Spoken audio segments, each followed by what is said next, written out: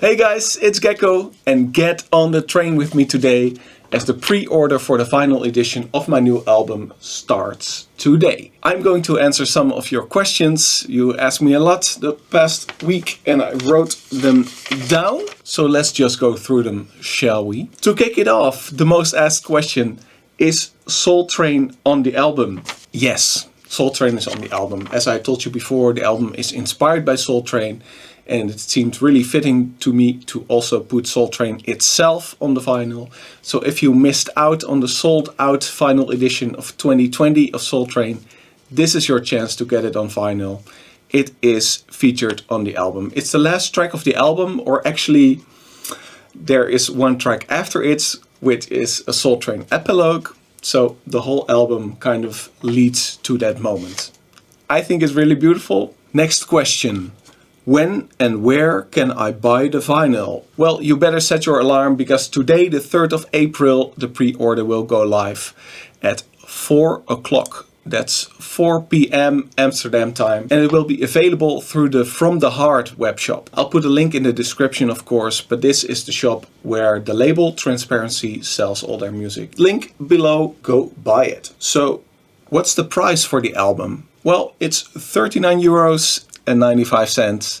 And I hope there's not too many shipping costs for you coming on top of that. And will there be a CD version? No, there will not be a CD version. It's only a digital release, so downloading and streaming, and a vinyl release. I chose for vinyl because I think it's just the best collector's item. You really get this beautiful showcase of the artwork, like really big, and I don't use CDs anymore. I don't know about you. If you would like any future albums to be released on CD, definitely let me know if you're still a collector. So next question. Soul Train is a hit for many years now. Why did you have the idea just now to make an album based on that theme? Well, that's totally right. Soul Train is from 2012. I actually made it in December 2011, I think, but released in 2012. And why just now make an album based on it? I make so many styles of music. I love making so many styles of music, and I kind of have to make a choice.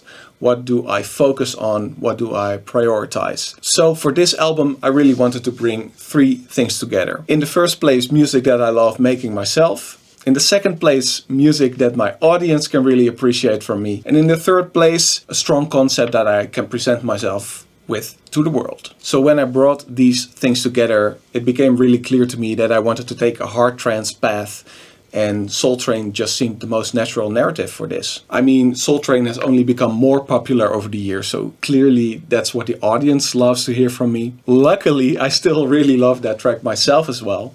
And over the past years, I've been making more hard trance again as well. Really been enjoying it, so that was really the Kickstarter for this whole thing. And so Soul Train was the big connector here. Hard trance music, audience loves it from me, and I have a strong concept to present it to the world. Here you go. Get on the train. So next question. How many stops does the train make on the album? The answer is going to be 12 stations, 12 tracks on the album, both digital and vinyl, 12 tracks. Let's see if I remember them all. A Dream Unfolds, I Can't Stop, Soul Shaker, It Feels So Good, Back to Back, Spoiler Tag, Risk and Reward, Knives Out, Red Alert, Go With The Flow, then finally Soul Train and the Soul Train epilogue. So, what is your favorite track of the album? Well, quite a cruel question. It's like choosing between my children. I really love them all. But recently, my most favorite one has been Soul Shaker. It's really channeling that Soul Train energy the most, really big, really melodic, and it's still something very new and fresh to me, but with that energy, and I've been really enjoying playing that out and letting it hear to some people. It's also out as a single now, so go and listen to it. Will the album also be released on Spotify? Yes, it will also be on Spotify. It will be on all digital platforms as far as I know on the 8th of May. I'm always for maximum availability, not for exclusivity. I just want to spread the music, want you to enjoy it, spread it. Let everyone have it who wants to have it, right? Do you have to mix the songs any differently for the final? Well, there's of course two kinds of mix you can talk about, like the DJ mix, like blending two tracks together, and in that regard, each side of the final, so there are 4 sides, it's a double final, there are 4 sides and each side is mixed together seamlessly in a kind of DJ mix, like for a good flow. But there's also the mix down from the producer side of things, and that's how all the elements in the track blend together, like volumes and equalizing and stuff. And yes, it is different for vinyl, both the mixdown and the mastering, because for digital, well, I'm just a sucker for loudness. I like to pump things up. I want it loud. I want that sausage wave, you know. And for me, that just gives me a great feeling of intensity, like push it to the max. For vinyl, that doesn't really work. The needle cannot translate the sausage to some nice sound in your ears. So for vinyl, I have made a different mix and master. So basically, there's a lot more headroom. For digital, everything is really clipped through the limiter, and for the vinyl there's always some space left, so every element just has the room to breathe, and it makes the music sound different, and I really like it as well. I was actually really amazed when I listened to the test pressing of the vinyl for the first time. It really sounded so, I don't know, airy or something. There's really something to say for a dynamic mixdown. I hope you enjoy it as well. It's definitely a different experience from the digital release, I would say. Worth listening to. Will there be artwork on the inner sleeves again? Yes, again, because indeed on my last album, A Present from the Future, the single covers were printed on the inner sleeves, and this time as well.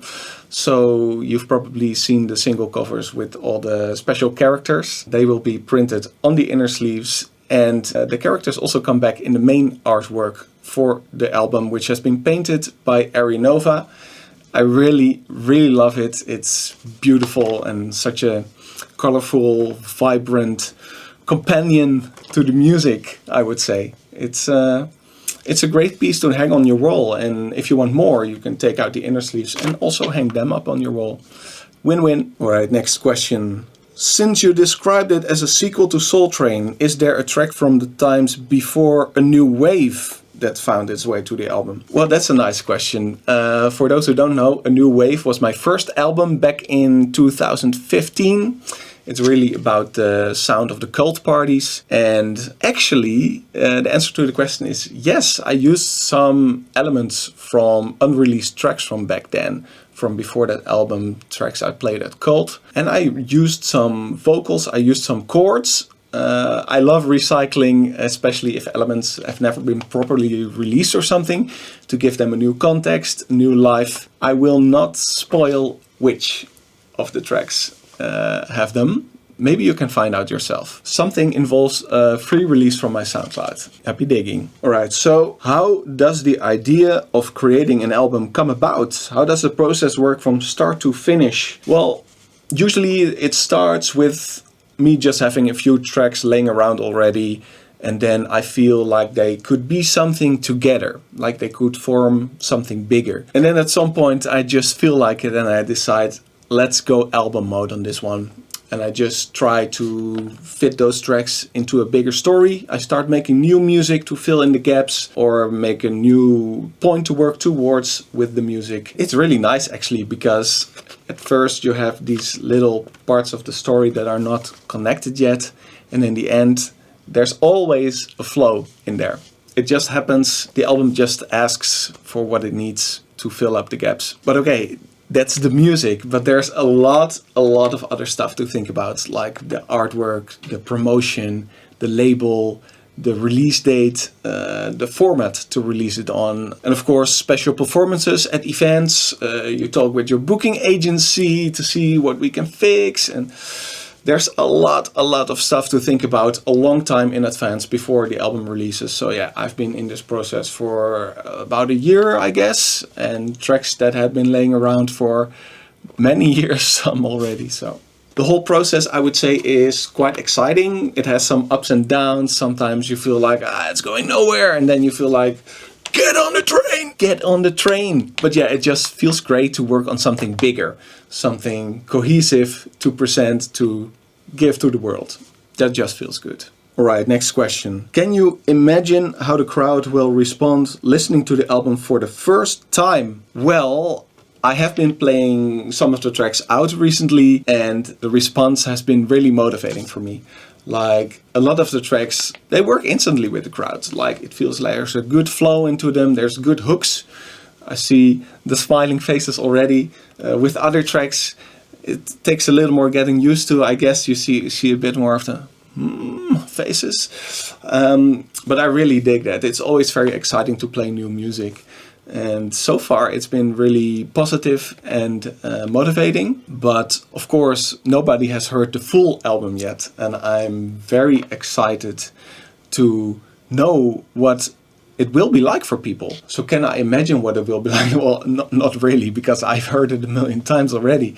But I'm very curious. So if you listen to the album for the first time and you want to let me know how that was, drop a comment, send me a message. I'm very curious. Next question. What is the name of the track that you opened your Daybreak session at DEF CON 1 2024 with? Well, that would be a remix I did for a Charlie Low Noise and Mental Theo track. Love is in the Air. It's a great, lovely track. Q-Dance asked me to open my set with a track in that style, and I thought, like, why not just make a nice remix myself? I also had some contact with Charlie and Theo, and there were some plans for a release, some early plans.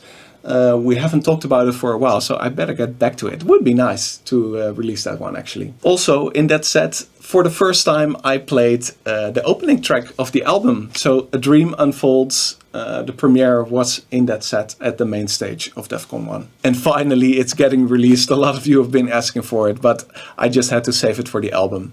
It's here for you guys, it's coming. A Dream Unfolds will be the last single before the album drops. So, a few weeks to wait, and then it's yours. How much time do you spend making music in a week? And how many days on average do you usually work on a track to finish it? That differs wildly per track and per week how much time I spend. There seriously can be months, like 2 months, that I don't work on any music at all. And then in 1 month later I make 8 tracks.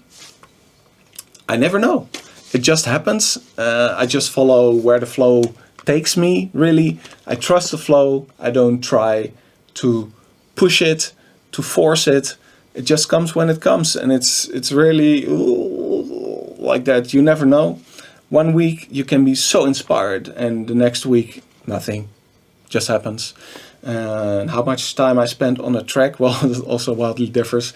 Some tracks really come together in like a day, a few hours. Some tracks take years, like sometimes spread over a few years to finish. Tracks like Red Alert or Soul Shaker also. They took some years to complete because sometimes it just dries up and you have to wait for new inspiration to hit. Usually it's very exciting when the new inspiration hits. It's usually because you've learned something new, either production-wise or about yourself or about the arrangement, and finally you feel like this is the time I can finish it right now. Next question. When shall we do our next music video shoot?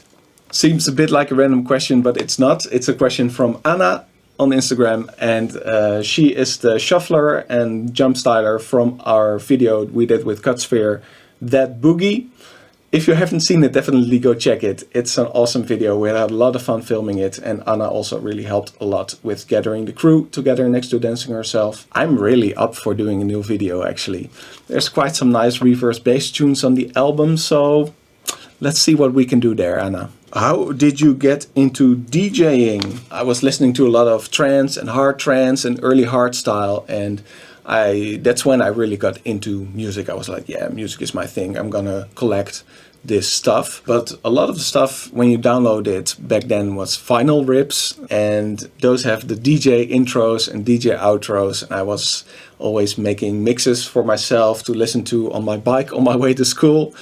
And at some point it made sense to switch from just making hard cuts from one track to another to actually mix them together with those DJ intros and outros, and I used Virtual DJ for that, so only with my mouse.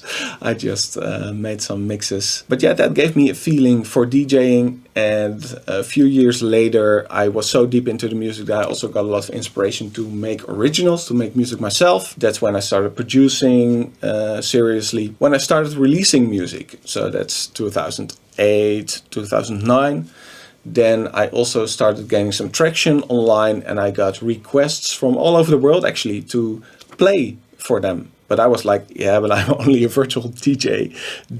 I don't know how that club equipment works. So that was the moment that I spent all my saving money on a set. It was the CDJ 400s from Pioneer. But yeah, when I connected those and I started playing, I was like, yeah, it just feels like coming home. This is my thing. So that's when I said yes to all those guys. I am going to play for you. I can do this. That's where it started. And my first gig was actually all the way in Belfast. So that was quite exciting. All right. What's your favorite hard trance track in the last 12 months? That isn't from yourself? I thought a bit about this, and I have to go for a track from the hard trance master himself, Scott Project, and it's a track called H2, Steal Your Heart. What can I say? The man still has it. It's really banging. It has great melodies, insane energy, everything I like in hard trance really. And yeah, shout out Scott Project, man still got it. Which artists would you say are doing some cool new stuff we haven't heard or seen before?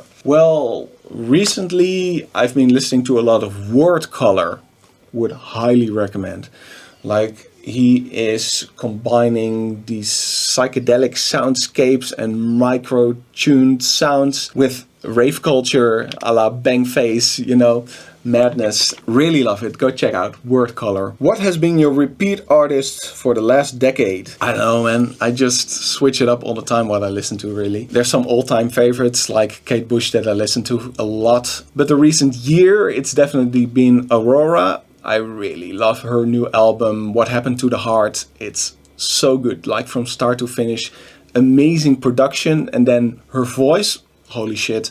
I've been to her concert live. She is just as good, with the whole performance around it even better, honestly. Really looking forward to go to her next concert as well. Yeah, What Happened to the Heart? Go check out that album. It's really good. I remember the year before I was really into Röyksopp. I mean, I've been into Röyksopp forever, but their latest album, Trilogy, Profound Mysteries, Chef's Kiss, amazing, so soothing, so diverse. Love Röyksopp. So, have you been taking some inspiration from some of the Funky Tracks episodes? Definitely. For those who do not know, the Funky Tracks is my podcast series. You can find it on the Funky Cat YouTube. It's basically quite simple. I invite a guest, and together we play some music for each other and we talk about it. But it's very exciting. People bring really special music to the table. There was also this whole history lecture from ID. Go check it out. It's really awesome. And it's very inspiring for me. Like, it really opens my eyes and ears, I guess, to everything that's possible with sound and music. You have to stay open-minded, for sure. Any plans on making more history content, like the History of Hardstyle guest episode you did? Yeah, that was a lovely one to do. And again, if you haven't seen it yet, it's on my YouTube channel, the History of Hardstyle guest episode that I did. And yeah, by now I have so much experience, so much to tell. I have a lot of insight in history of dance music. Like, I have a huge collection of books. I've seen all the documentaries that are out there.